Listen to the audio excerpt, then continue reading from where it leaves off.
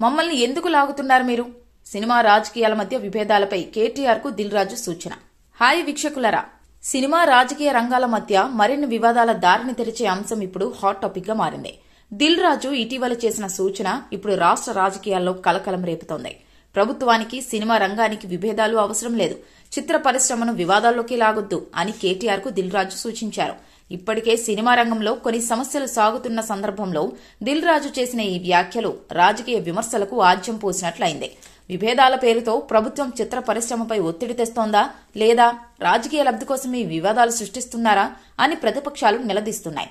Cinema పరిశ్రమ తమకంటూ స్వతంత్రంగా ఉండాలని చాలా మంది ప్రముఖులు వాదిస్తుండగా ప్రభుత్వం మాత్రం వివాదాస్పద నిర్ణయాలతో పరిశ్రమపై ప్రభావం చూపిస్తోందని విమర్శలు వస్తున్నాయి.